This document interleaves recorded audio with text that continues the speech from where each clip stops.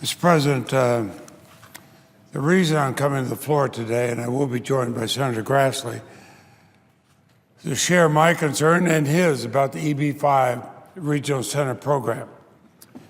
This program's authorization is set to expire at the end of the month, but Senate leadership wants to extend the EB-5 program as part of the continuing resolution. I want senators to know that if this flawed program is not reformed, I believe it should end.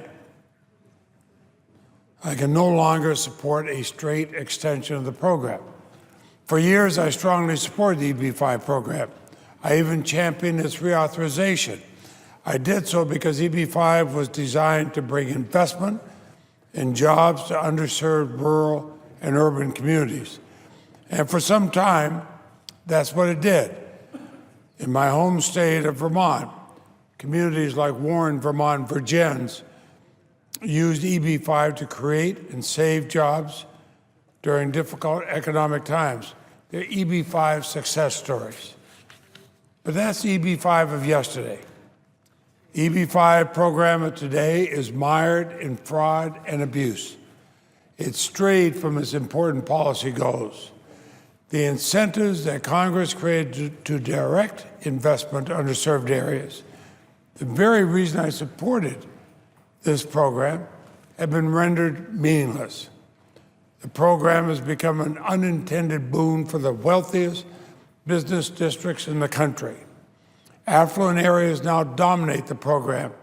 They exploit incentives that are intended for underserved areas, a practice that the Department of Homeland Security Secretary Johnson has rightly described as gerrymandering.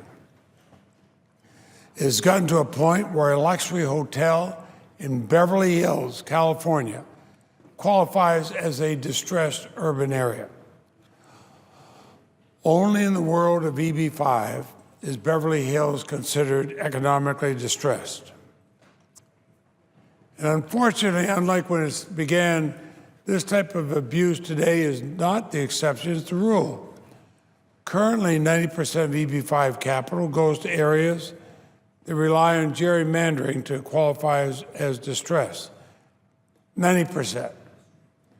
That's why the civil rights community, led by the Leadership Conference on Civil and Human Rights, has so strongly criticized this program.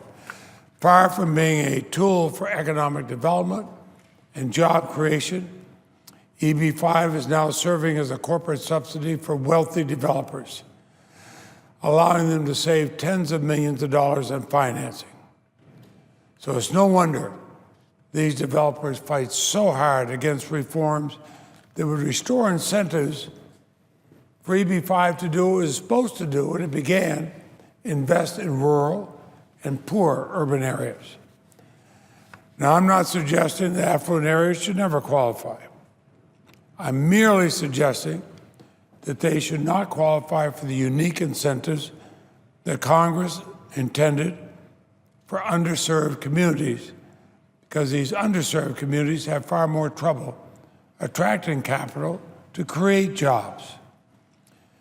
And unfortunately, gerrymandering and abused incentives are only part of the problem.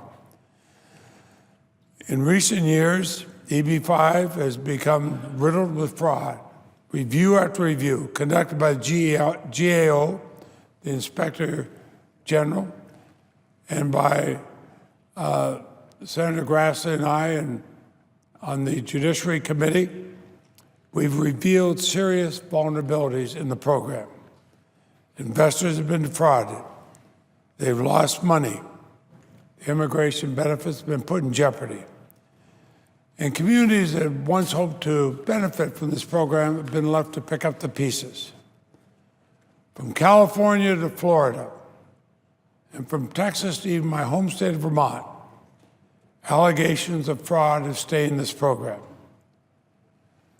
Since 2013, the Securities and Exchange Commission have filed dozens of EB-5 related enforcement actions. As of last year, over 50 more federal investigations were ongoing. And fraud will continue unabated until we give the Department of Homeland Security the tools it needs to guard against abuse. I think we have an obligation in Congress to ensure that federal agencies can do their job. The Department of Homeland Security has made some administrative improvements to EB-5, but Secretary Johnson has made it clear to both me and Senator Grassley that congressional action is necessary.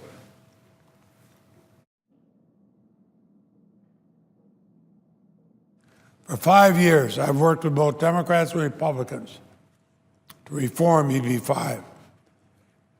In 2013, I included EB-5 reforms in the Senate-passed Comprehensive Immigration Reform. That got a bipartisan vote, I think nearly 68 votes here in the Senate. But the House of Representatives failed to allow a vote on those reforms.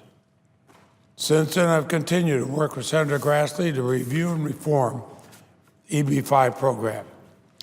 Last year, he and I negotiated far-reaching reforms with our counterparts in the House Judiciary Committee. Senator Grassley and I pushed to have that Four Corners agreement included in the omnibus appropriations bill at the end of last year.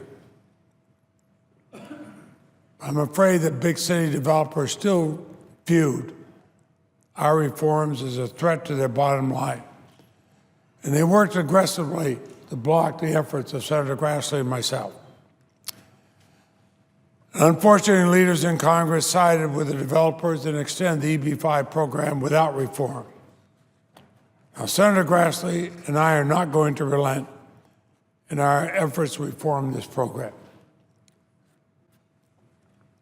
Mr. President, I see the distinguished senator from Iowa on the floor, and he'll be speaking on this, but I would note at the very beginning of the new year, we worked together to continue a series of public hearings to keep pushing for reform.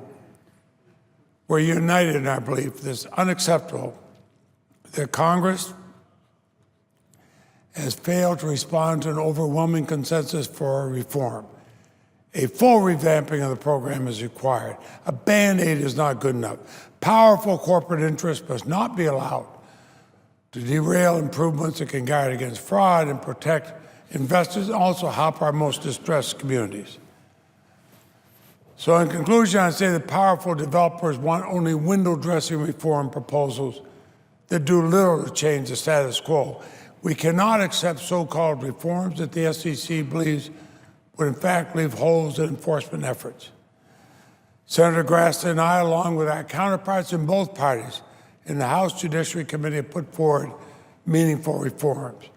These reforms were developed after we consulted with the Department of Homeland Security and the SEC. They're tailored to prevent the rampant fraud we're seeing today. They're necessary to save EB-5 from itself. And as the American people learn more about how the EB-5 program is being abused, the louder the calls will be for its reform or even its termination. I believe we can still fix it, but I cannot simply support extending it yet again. I don't come to this decision lightly, but I cannot support a continuing resolution that leaves these flaws in place. Time has come. Either reform EB-5 or get rid of it. And I yield to my good friend from Iowa. In 1990, Congress created the EB-5 visa, which was intended to create new employment for U.S. workers and to infuse new capital into our economy. 2 years later, Congress revised the EB-5 category by establishing a pilot program allowing investors to use regional centers to pool their investments.